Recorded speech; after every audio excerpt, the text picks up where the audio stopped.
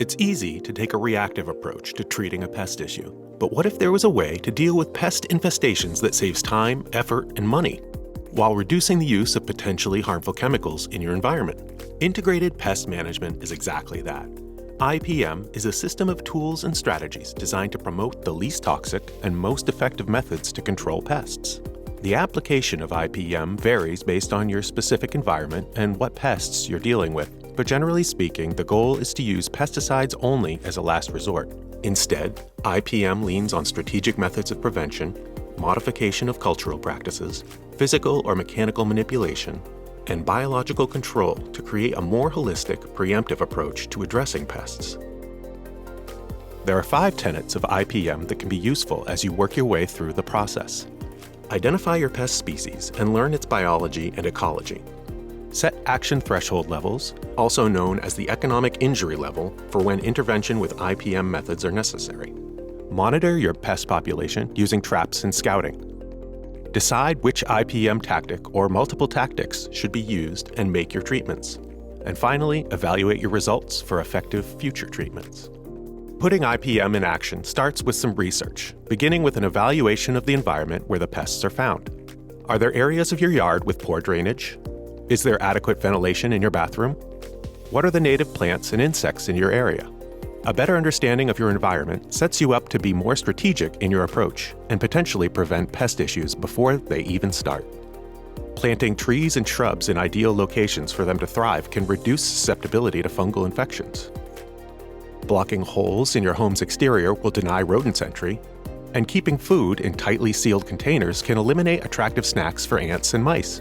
Or, let's say for instance you have an aphid infestation in your garden. Eliminating their natural predators such as ladybugs or spiders could compound your problem. So if those predators aren't a risk to your health or property, you can consider them a part of the solution. Taking preventative measures by looking for opportunities in your environment means spending less money and using less pesticides. Modification of cultural practices simply means establishing routines that inhibit the spread or growth of pests.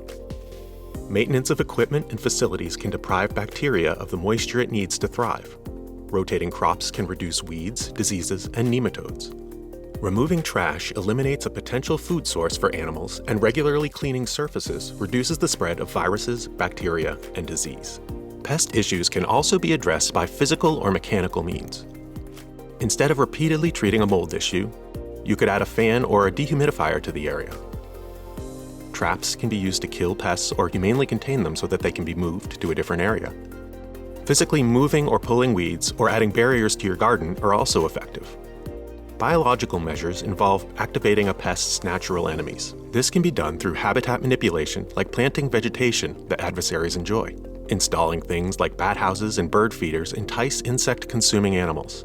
In some cases, competitive species can even be actively introduced to an environment, but this should always be done with caution, under the guidance of wildlife experts and in full observance of the law.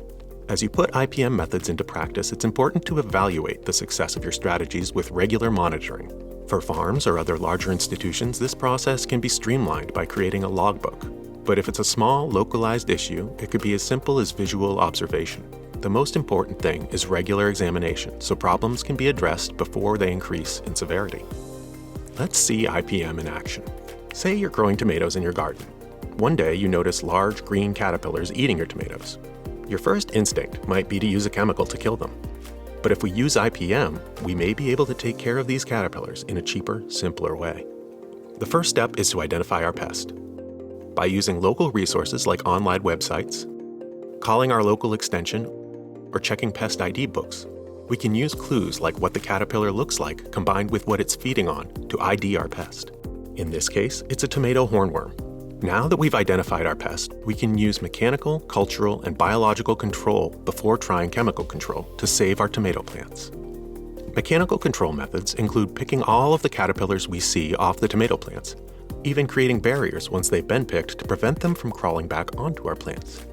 Cultural control methods include rotating plants from year to year.